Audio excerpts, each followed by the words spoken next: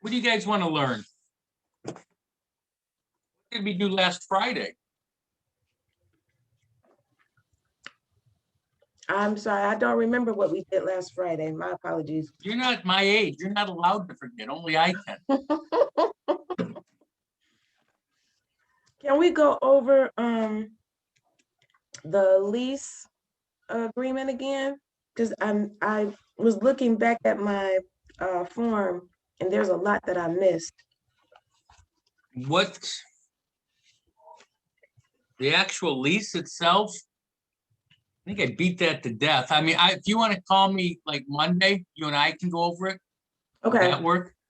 Okay. Okay, we'll do that. Did we go over, was it the FHA addendum that we went over last Friday? Oh, Yes. yeah, we did Yes. do that. Did we finish it? Yeah. Okay, And I think we talked about that on Wednesday too, after we went over the PA. I can't remember anything.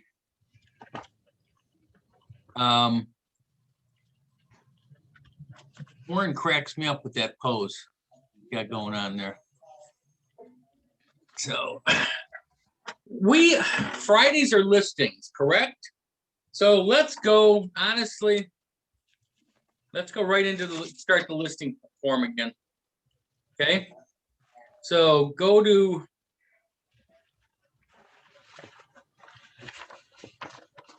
we're going to start at the beginning of the listing package, all right, which is third tab in. I feel like we just did that recently. We did the whole thing. We just did it last month. We did the whole thing? Yeah, I have it dated 2/19/21. We did that one. We did affiliated business disclosure. All right, so 220, starting at the beginning where it says designated agency addendum to listing contract, Yeah. which one of my peoples haven't gone through this? Hope, have you gone through it? I've got the fake Hope here today. I haven't gone through that yet. No, I don't have good notes on that. Okay.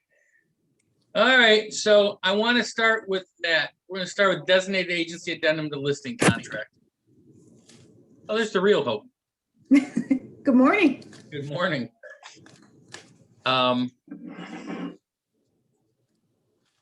Everybody got that page? Yes? Book? Marcia? Yes? Yes. Hope you got it? Yes, I do. Thank you. Okay. All right. We've talked about designated agency with just the agency part, and it's on the buyer's agency agreement, right? Well, this is on from looking at it again from the seller's side. So you're filling out, by the way, I probably haven't repeated this in a while. Books kind of been changed, not changed, but kind of messed up, and I've been pulling stuff out and changing stuff. But normally the way the book is presented, each section, is kind of the way I want you guys to present it when you're dealing with your clients. So in other words, set your forms up the same way that the book is. And the reason is, I think it's important that you train your clients how to sign their name. And what do I mean by that? I think if you start with the hardest thing, they're going to read it from line, every line on it. If you start with something simple, they're just going to start signing their name. So by the time they get to exclusive right to sell, you're not going through it. Because if you go through the exclusive right to sell from top to bottom, that page itself will probably take you an hour and a half. That makes sense? So train them to sign their names. All right. So designated agency addendum to listing contract. You put the property address in there. Then you've got this addendum is to be part of and incorporated into a listing contract between Keller Williams Realty Northville Market Center as listing broker, and what goes in there? Seller's name. Seller's name, as sellers dated regarding the above captioned property. This one obviously is specific to the property you're dealing with. When you're dealing with the buyer's agency form that talks about designated agency, you're talking in general, okay? So that's kind of where we're at with this. Keller Williams Realty Northville Market Center and seller hereby designate what goes in there? Agent's name. Listing agent. The agent's name, correct, as seller's designated agent. For the purposes of the addendum, seller shall have an agency relationship with only Keller Williams Realty Northville Market Center, the designated agents named above, and Peter Costa, a supervisory broker. If a potential buyer is represented by a designated agent with Keller Williams Realty Northville Market Center, other than the designated agent named above, Keller Williams Realty Northville Market Center and all supervisory brokers shall be automatically deemed disclosed consensual dual agents. Okay, so that paragraph is telling you the broker is going to be in a dual agency situation if Hope has one buyer and Phil's got the other, or the seller, right? Then it goes on to say dual agency when used in the attached listing contract shall not include the situation where a potential buyer of seller's property is represented by a designated agent within Keller Williams Northville Market Center and does not have an agency relationship with the seller. So who's not in dual agency in that scenario? The listing agent. And, The buyer's agent. right, the agents aren't in dual agency, only the broker is, and brokerage. That makes sense? Yes. All right, what do we got here? Yeah, going in the chat room here. Okay. All right, moving on. That was an easy page. That was a warm-up, just like it will be with your clients. The affiliated business disclosure. You're gonna put their names on top, property address. And then it goes on to say Keller Williams Advantage, Novi Northville Market Center Incorporated. This is to give you notice that Keller Williams Advantage, Novi Northville has a business relationship with Legacy Title Agency, Provision Insurance Group, Silverline Lending, and America's Preferred Home Warranty. The ownership of Legacy Title and Silverline Lending has common owners with Keller Williams Advantage, Novi Northville, and a contractual business relationship with America's Preferred Home Warranty and Provision Insurance Group. Because of these relationships, these referrals may provide Keller Williams Advantage, Novi Northville Market Center, or its owners a financial or other benefit. Why do you think this form's in here? Is that RESPA? Yes, we have to disclose this by law to clients, that we have overlapping or financial benefits being received potentially by ownership. All right. It's not illegal, but it has to be disclosed. All right. Can you guys get compensated from a title company or mortgage company? No. Correct. Can we get compensated based on the volume of deals a title company gets? Takes. Yes. It's got to be careful on that. Yes, I'll tell you why. It can't be based on a per deal transaction. What it can be based on is the office has part ownership in Legacy. Okay, so if Legacy is profitable based on our percentage of the company, we'll make money on it. If they're not profitable, we don't get paid just for sending deals there. We can't get paid just for sending deals to Silverline. That makes sense? It's got to be, in the old days, mortgage and title companies would say, okay, give us a deal and we'll pay you X per deal. Can't do that. All right. That's when it gets a little goofy and the RESPA police come out and they're not happy. Pete, so it's no kickbacks, but you can share in the profits of the business because you're partial. That's a great way of putting it, Warren. Yeah. And I hate that nasty word, kickback. Yes. slush fund. But that's a good way of looking at it. Now, can you guys get compensated from America's Preferred? And do you get compensated from America's Preferred? Heck Yes. yeah. What do you guys get? $60 towards our office bill. Close. 75. It's either 70 or 75. And I always get confused, I'll be very honest. And again, it's towards your office bill. You're correct. Now, why is that legal? Anyone want to know? Yes? I want to know. I have no guess, but I would like to know. Because we are selling something. Well, you're providing a service, and it's not so much you're selling the warranty, but to get paid, there is a data collection sheet, okay? And it's pretty simple. There's like 10 things on it. You have to gather that information and turn that into America's Preferred. That's what allows them to pay us and you. If you don't do that, guess what happens? You don't get paid. Okay?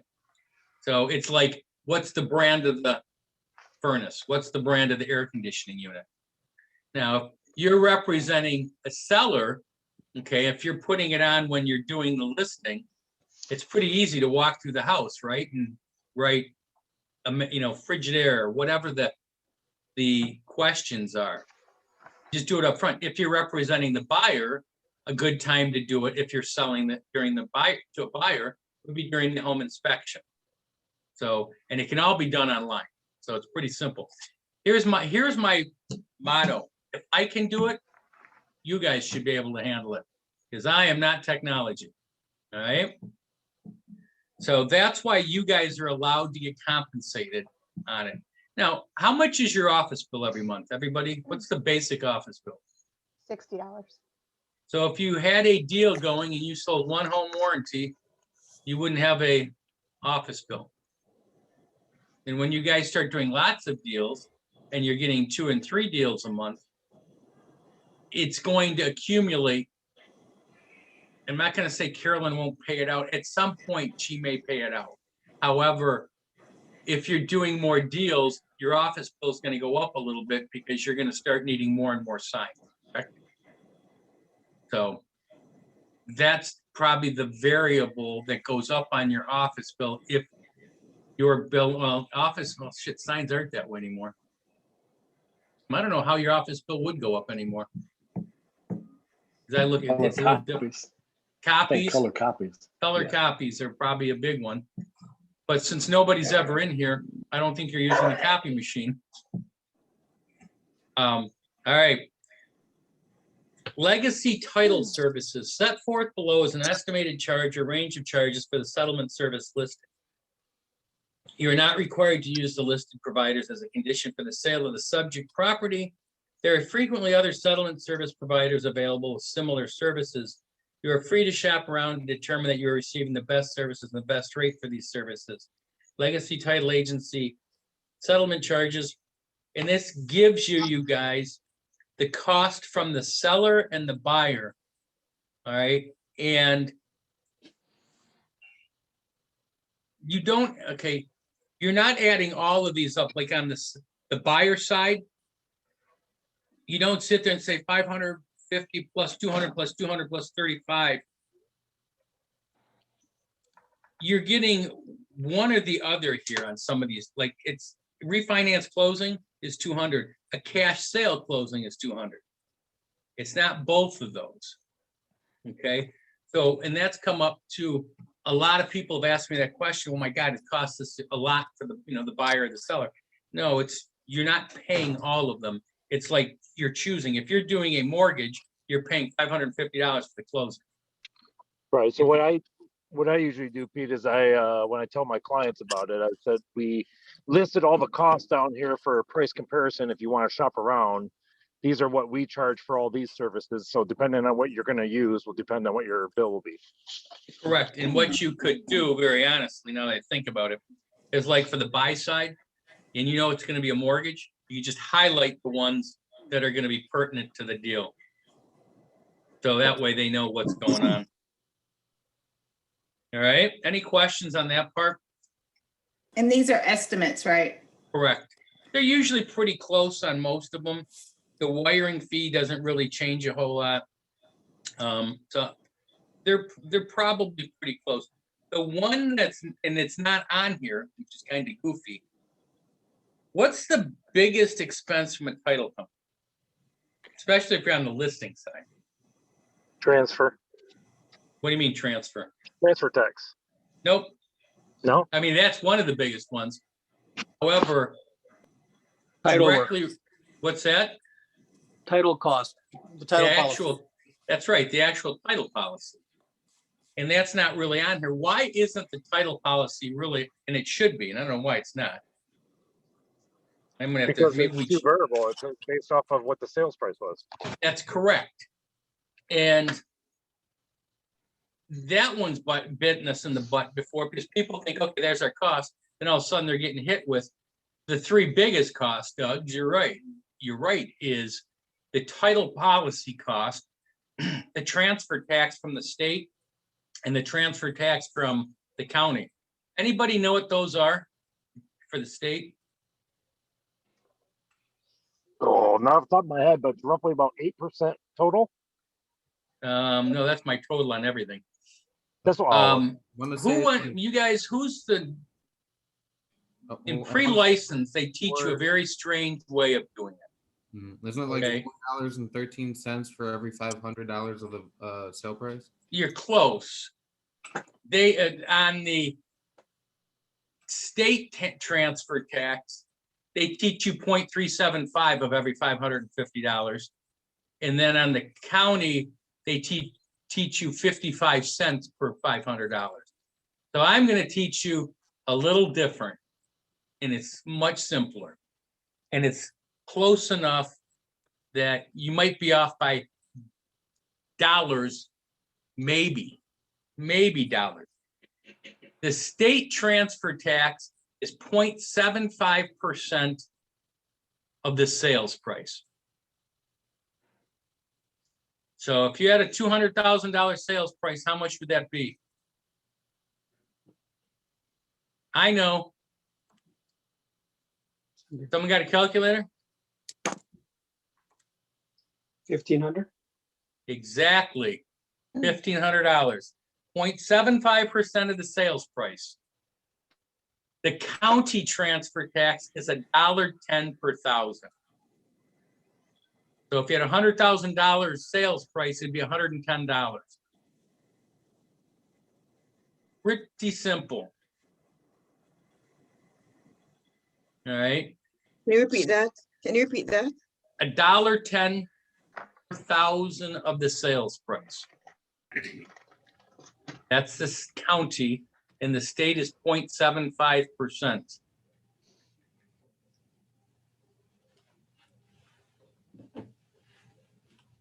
If somebody says, what are my costs as a seller?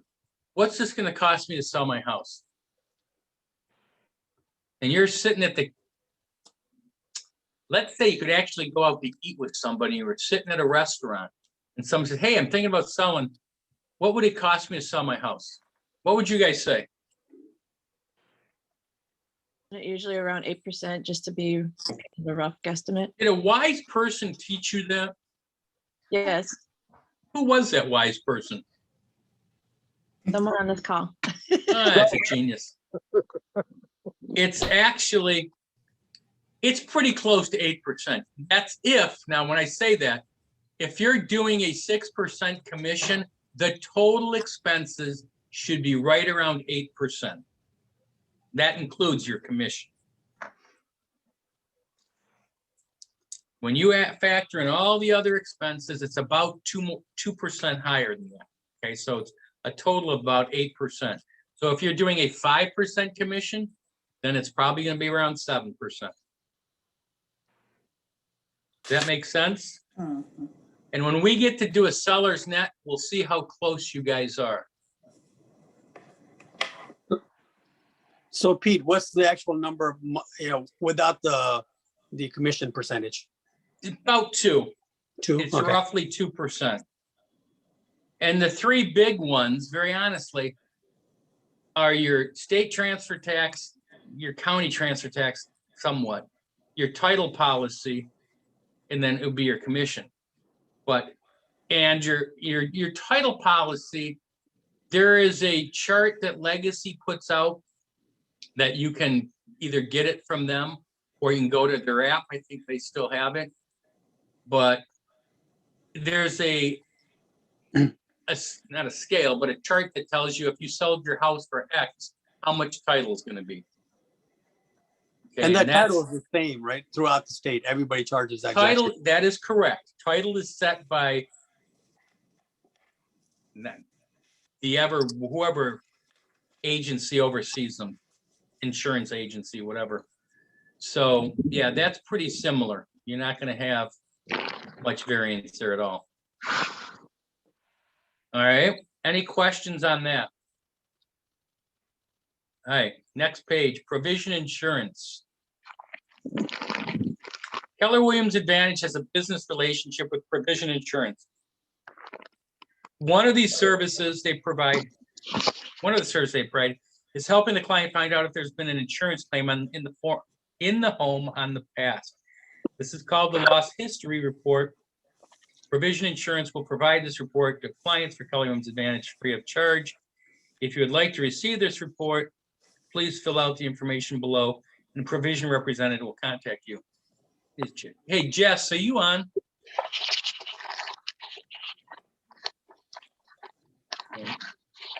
I'm going to change this form, you guys. I'm in the mood to change. I'm right forms. here.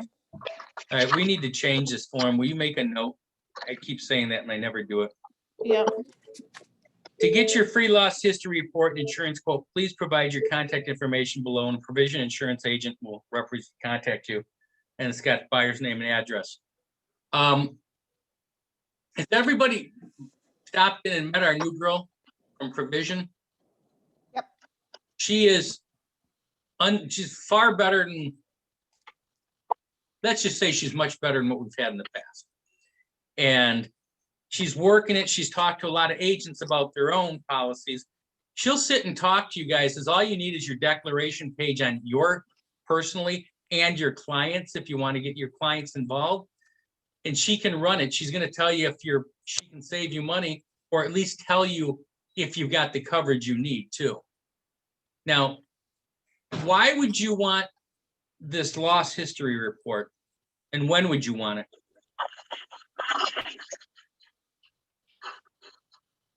Make sure there was not any claims on the house. Make sure that Well, everything is. To make sure there were no claims, correct. You want to find out if there were insurance claims, and I think it's in the last 5 years. Okay. Now, would that be a good thing to have for your clients to see if there were any insurance claims made on their house, potentially that they're buying? Yeah. When would you want to have that, knowledge? Prior to your inspection, at least. Sooner rather than later. What was that, Michelle?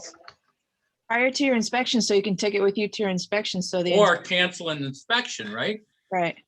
I mean, if you had information that, there was 2 or 3 claims on water damage in the basement, you might want to say, okay, we need to find out what's going on. Or your client may say, you know what, I don't want to fool around with it.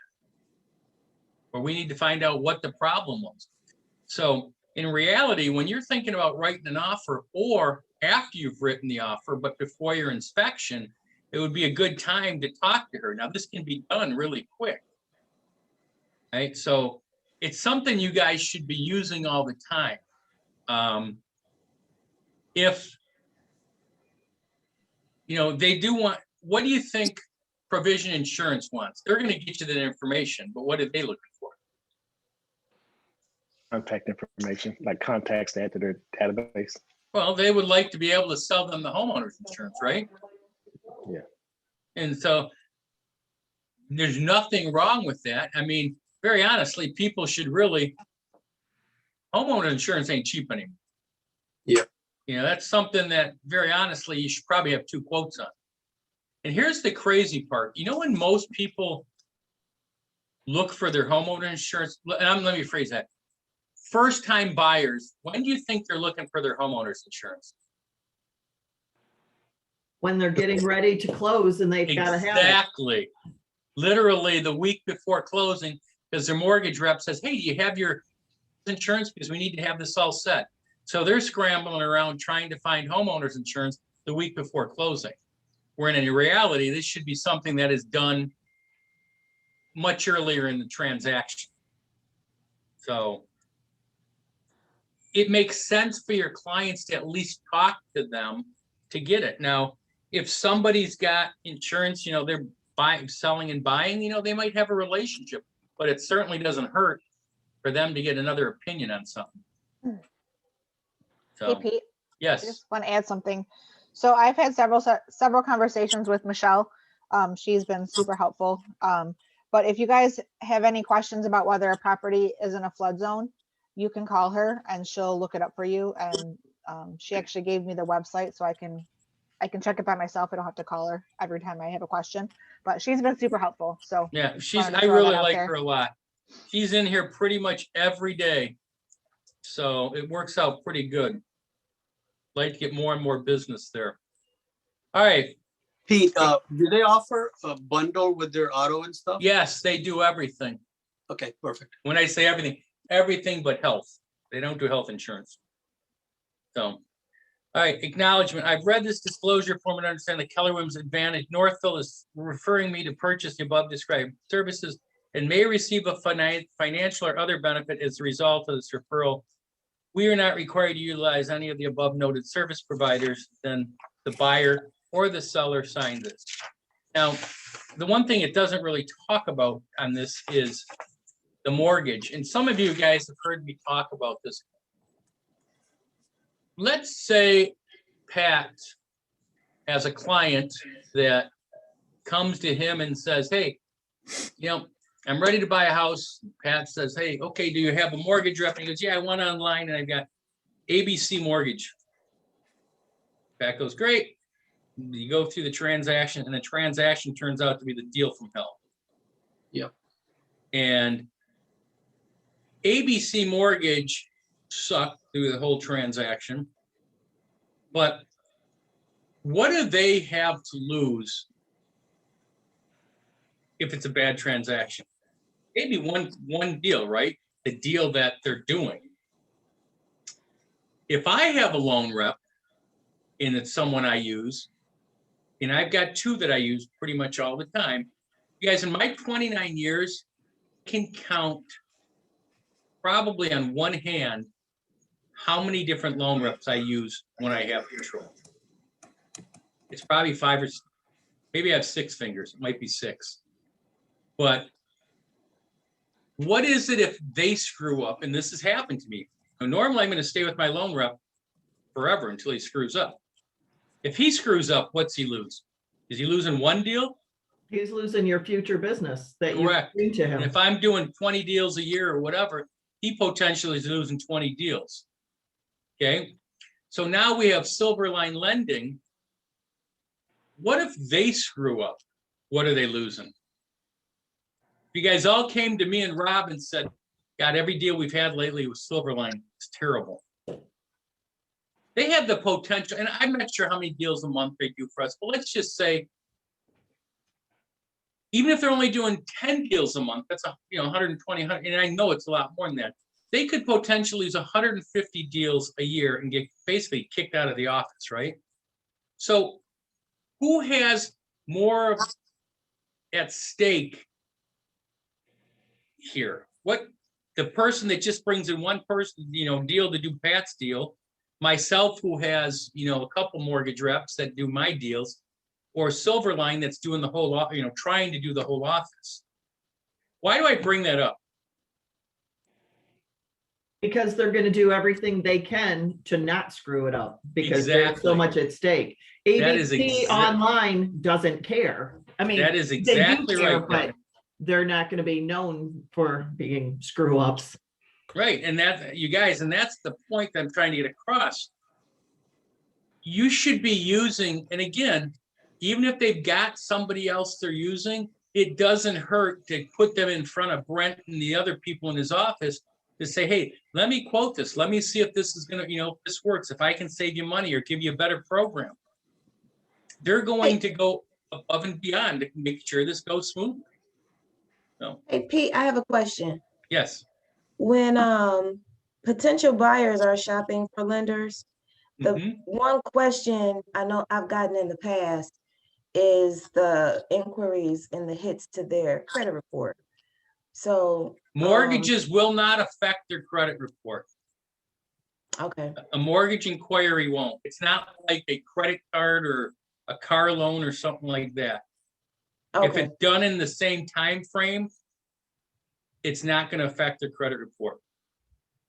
okay. I just wanted to be able Yeah, to. no, and that's a good question. Let me ask you guys, I asked you this before, see if anybody remembers. If your client's shopping for a loan, whether it's a house or a car, what should they be looking for? What's the key thing they should be looking for? APR. Deb's on fire today. Most people say the interest rate, it's the APR. And that's because I can charge Doug 10% interest, or no, let's charge Doug 3% interest. I can charge Michelle 3% interest, but that doesn't mean it's the same thing. Because if I'm charging Doug 3 points, and what's a point? Anyone know? 1% of the amount. But the amount being financed, correct.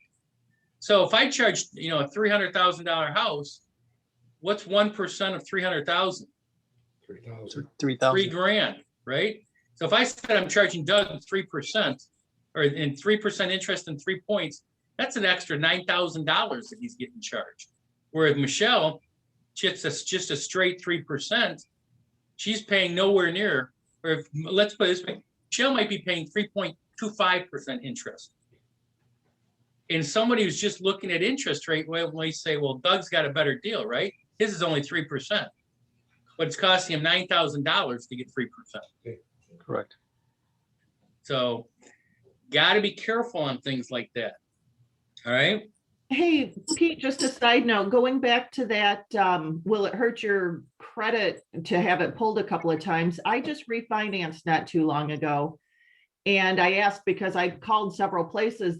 One of them said you have like a 3-week window where it only Right. counts as one hit, even though it was multiple people. Right.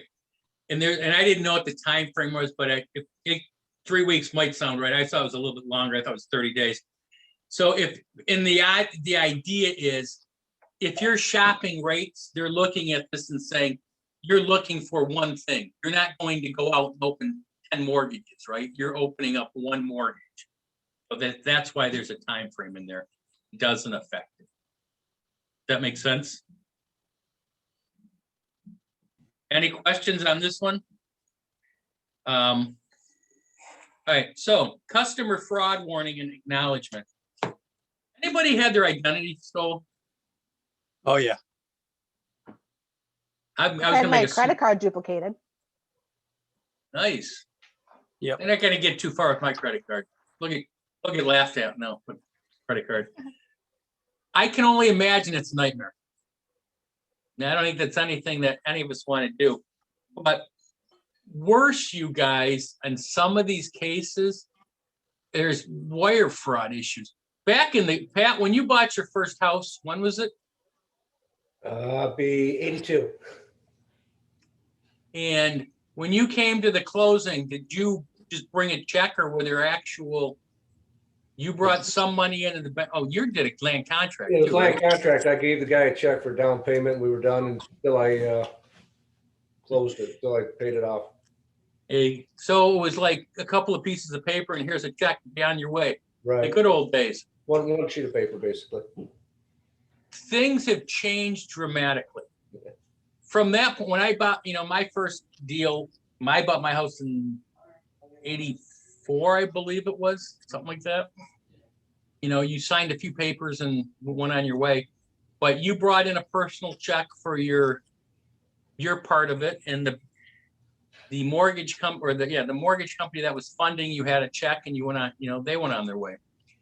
Well, then they didn't like checks. They didn't like cash. There was at one time you could actually buy a house for cash. 9/11 killed that, okay? Because the Terrorism Act. So that kind of changed. How much is the most you can really pay anything in cash? And Anyone know? I'd say 10 grand. Yep. $10,000 or more, it's got to be traceable funds.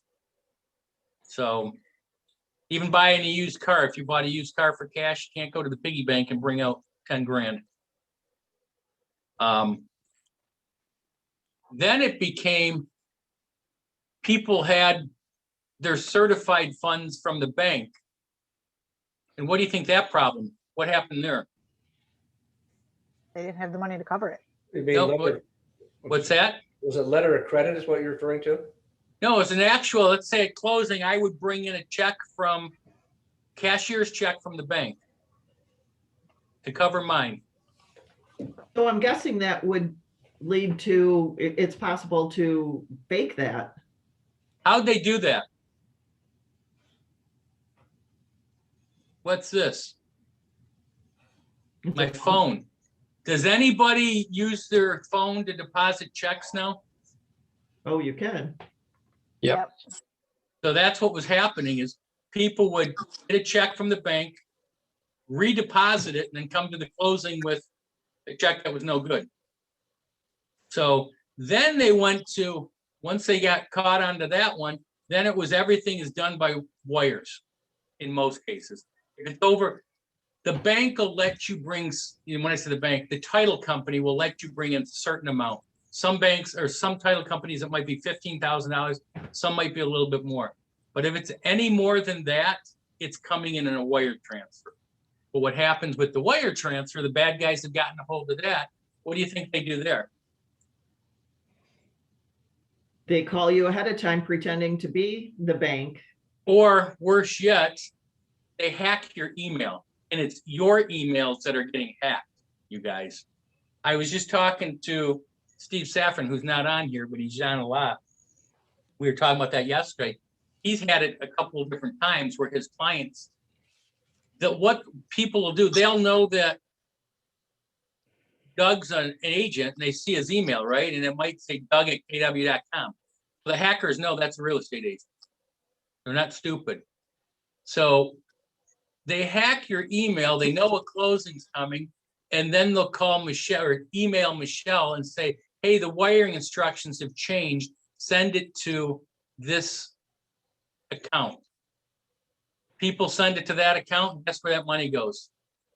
If it leaves the United States, you're pretty much screwed. To the, and it's hundreds of thousands of dollars this happens on. So wiring instructions, are never going to change. If they get them, and most title companies are going to say, you need to call them, call the title company and get the instructions over the phone.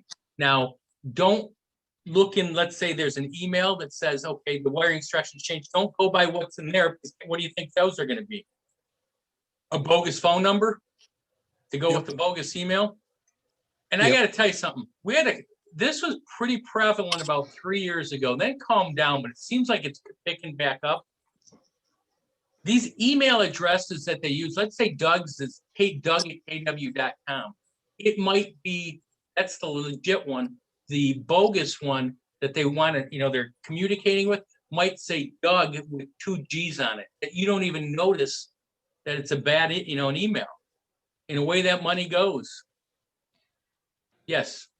So, and I don't know if this is a silly question or not, but how do you know if it's, because it says here it'll be sent to you via encrypted email.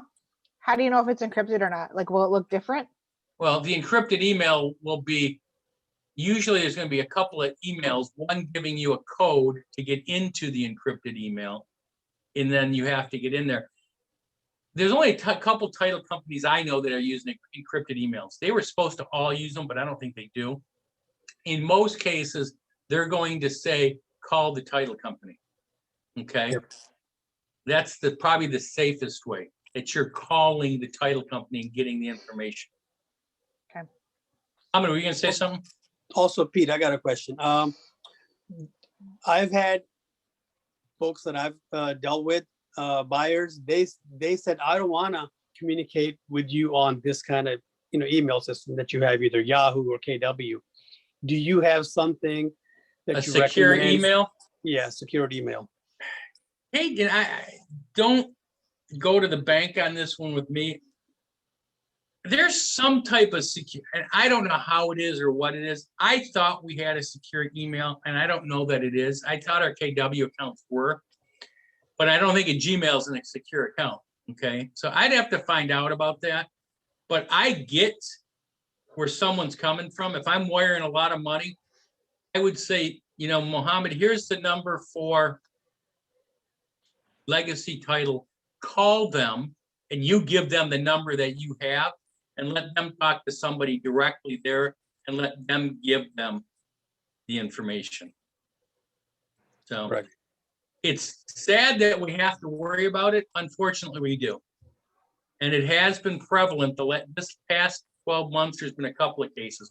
Luckily, we were able to catch them before they got too far. So, Because I mean, we are liable if we give some information on our email that gets either spammed or whatever hacked, and you know that information gets out, right? I mean, they're going to blame us. Say, hey, I gave you that information, and you know. here, knock on wood, everybody, knock on wood. This form was put together with our E&O company. Basically, and the reason it was put together is they weren't going to cover us if we did not have this form, if that came up. So this is our protection also. If something does happen, our butts are covered. So if there's a claim paid out, we're going to figure out how it did. We had one, now that I think about it, God, and I can't remember who it was, certainly in the last 6 months, where it was the title company who actually screwed up. And they ended up eating it. The money was gone. They ended up eating the money. So it does happen. Just make sure your clients, as we go through this, if you follow the instructions, you should be pretty safe.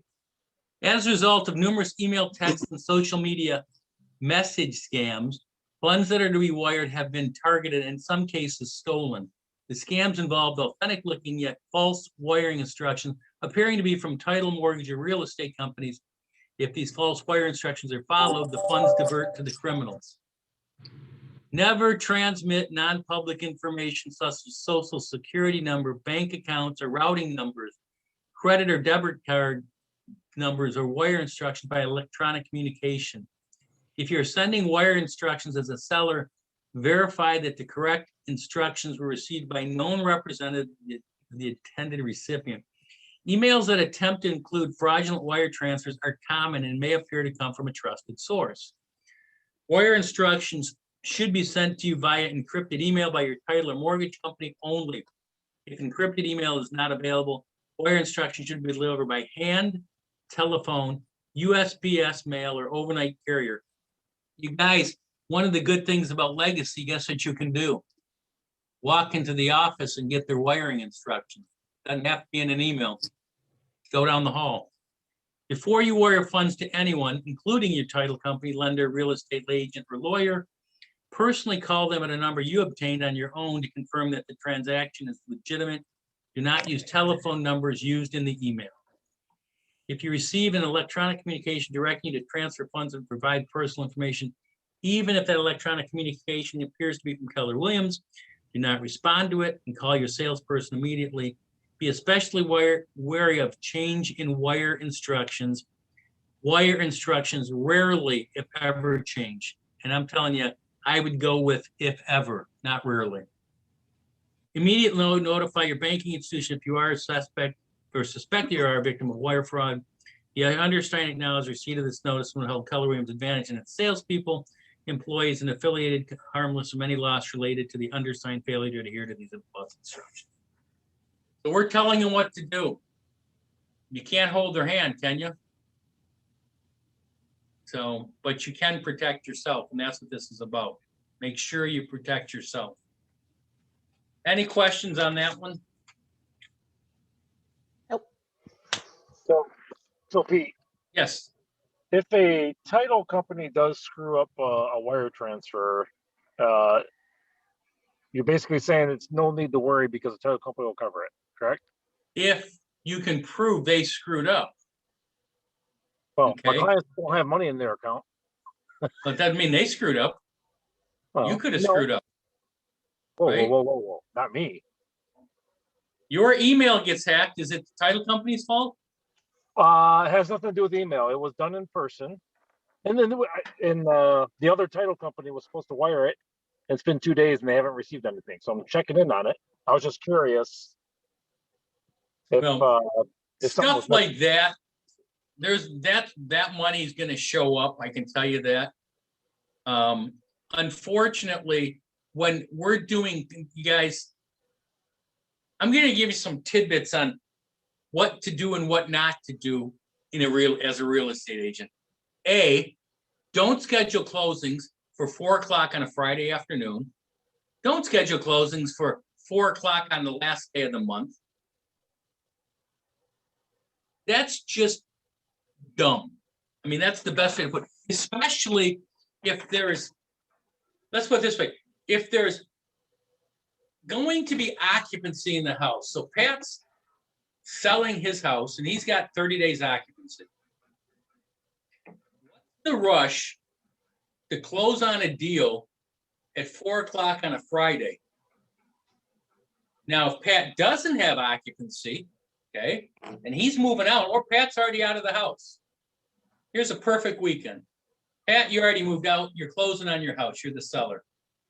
Doug's buying it. What do you think Doug might want to do on this weekend? Move in. Correct. It's it's Easter weekend. I got time to do this. No good comes from closing at 4 o'clock on a Friday, you guys. I'm telling you that right now. Now with everything being wired, unless the person wires the funds the day before and they're in the bank at 9 o'clock Friday morning, then there's a really good chance the buyer's not getting those keys. Because Doug or Pat, before you give the buyer the keys, what do you want? Money. Money, right? No money, no keys. Okay? I can't emphasize enough. I deal with a lot of title companies, okay? I hear the stories from Barb, obviously. I hear the stories from my friends that own title companies. It just doesn't make sense to jam them through. One of my best friends, was actually his wife owns one of the title companies I deal with. He's an agent. He tells people, you're not closing. When you bring him an offer, he'll tell you, you're not closing the last 2 days of the month. That's part of the offer. Okay, he's controlling the situation. All right, so don't sit here and try to jam something through the last day of the month, or we sit there and wait. We're waiting for bank approval, mortgage approval. Well, we got the mortgage approval Thursday. Let's close on Friday. Okay, there is a law that was put into being that was supposed to control that. Unfortunately, they found a way around that. TRID it was called, and there was supposed to be a 3-day. Once you had mortgage approval, you weren't supposed to schedule a closing for 3 days. Okay, you guys, here's another good one. The house is in Sterling Heights. The buyer lives in Sterling Heights. The seller lives in Sterling Heights. One agent lives in Royal Oak and the other lives in Novi. Where do you think our agents like to schedule those closings? In their own office. Yeah, the convenience. Let's go to Novi. It isn't about you guys. It's about the clients. And this sounds like common sense. Agents, I told you where the bar is on agents. The bar is pretty low, but you know what they have? Most agents? You know what they are? Begins with an A. Arrogant. Arrogant, yeah. They think everything revolves around them. It revolves around the clients. Can't emphasize that enough. I'll go, and I've done a lot of deals on the other side of town. It's not about my people coming to Novi. It's about where am I going to go? What's the best interest of the buyer and seller? But if I could give you anything that will, and you guys will say, well, we need to get this closed, or we need to close. It's the last day of the month, and I need to make sure that something closes because I want to get paid. I'm going on vacation. So we jam a closing in there, and then we get pissed at the title companies because something goes wrong. Do I sound like, yeah, I'm sorry, Hope, were you gonna say something? Just quick question, kind of going back to your last point, and I think you're talking about this with someone else. So in determining the date, which agent, the listing or buyer agent, really drives that? I know it probably should be negotiated, but just wondering. It's on the purchase agreement, okay? And on our purchase agreement, I've done it to where there's a gap. You close between blank and blank, all right? And why do I put that in there? If I was set, and I just wrote an offer today and I put 3 days, usually I put 5. I put closing to take place between May 19th and May 21st. Why do I do it that way as opposed to most purchase agreements are written as closing on or before May 15th? What's that? Flexibility. Okay, what's the problem with closing on when you put something in there on or before May 15th? Something could go wrong. What's that, Andrea? Something could go wrong. Okay, but what if everything goes right? We always think of the negative. So Pat, I'm going to use Pat today. Pat's got a deal and says on or before May 15th. What's today? April 2nd? Mm-hmm. All of a sudden, the mortgage company, they're bored and they get the closing done April 10th. And so Pat says to Doug, the agent, Pat's the agent for the buyer, and Doug's the agent for the seller. Pat goes, all right, we're done. Mortgage is ready. Let's close. Let's close on April 11th. It's a Sunday. Is that on or before? It's Is a that on Sunday. or before May 15th? Yes, but it's a Sunday. Damn it. And that's usually how I screw up. I don't look at the calendar. All right, so April 16th or whatever. That's a So you say Friday. let's close on April 16th. That's a Friday. Okay. So we want to do it the 12th through the 15th, or actually 13, 14, 15. Okay, so Pat says let's close on April 15th, even though our PA says on or before May 15th, right?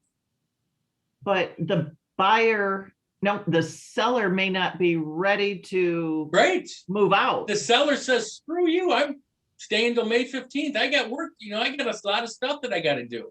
Yep. So when do you close? May 15th. No, Pat says, sorry, on or before May 15th, April, what did I say, 13th is before May 15th. I want to close. Yeah, that's a Thursday. That's okay. So realize there could be a problem there. When you put on or before, there could be a stalemate. And nobody's right, nobody's wrong. There's no right or wrong there. Now, if we put down closing between May 15th through the 19th or whatever I said it was. Now, what if Pat says I want to close, or Doug says I want to close earlier? I want to close in April. What's Pat going to say? Nope. No, you can close between these 3 days. Now, there's 3 days that you have a little issue with, but 3 days is a lot better than a month, right? This happens, you guys, a lot. Oh, AP. Yeah. So based off of RPA, if we had it for those 3 days or 5 days, Mhm. and they did want to close in April, and the listing guy also want to close in April, do you have to change the PA? You should put an addendum together, sure. Okay. Yeah, but you understand, and this is the part, I changed our PA about probably 6 years ago to that. And everyone goes, oh, that's crazy, that's dumb. Well, there's a lot more people doing it now. It's just one of those things that you're tightening it up and trying to avoid problems. I'm all about avoiding problems. Okay. So just realize those things happen. That's why we do it that way. So I don't know, Andrea, usually set at the beginning is the time frame. Now, remember something, those are target dates. And if you go to court on something like that and you miss it by a day, I don't think there's a judge alive that's going to say, sorry, you're not getting the house. All right. But you got to make sure that there is a target date that's realistic in there. And when you're setting your closing, literally don't. It drives me nuts when agents get approvals for loans on a Thursday and say, well, let's close tomorrow. That's not fair to anybody. It really isn't, except your pocketbook. So as a listing agent, if we receive an offer that's on the 31st, we should change it to the following week. I would. Okay. I would. I just think that in the summertime, I deal with, obviously legacy, and I deal with first and centennial title. There's days on the Friday, the last day of the month, if it's a Friday, they're doing 130 closings. Think about that they've got to prepare documents the day before for 130 closings. And if all of a sudden you're trying to drop something in because you got a mortgage approval the day before, and agents will sit there and say, why can't you do it? It's just not physically possible. So that's my 2 cents for the day. Anybody got any questions, comments, concerns? I have one that. Yes. Are we all set with this form before I ask one question? Yes. Okay, so Wednesday, we were talking about the updated PA. Mhm. It looks like I may have to do another one. So I want to know, is the admin one different from, is there a The preference? fill in the blank there is one fill in the blank for the admin. Okay, Okay. And it's the exact same PA. It's just a fill in the blank. okay, all right, thank you. So are you filling in the blank with a different fee? No, I'm not. I don't- Okay, then use the other one then. Okay, You guys, we have 2 PAs. One's a fill in the blank on the admin fee and one's not. I wish everybody in the office was charging the same amount. Unfortunately, some of our bigger agents tend to want to charge more on a transaction fee. The problem is, if we ever get audited, we have to prove what they're doing differently than the rest of us, or we're going to have a problem. So my 2 cents is, you guys don't go fooling around with the admin fee. Raise your commission if you want more money. How's that? Okay. For everybody who celebrates Easter, have a wonderful day. Don't eat too much, which I will. I will see you guys later. Thank you very much. thank you, Pete. Enjoy your All righty, weekend. bye-bye.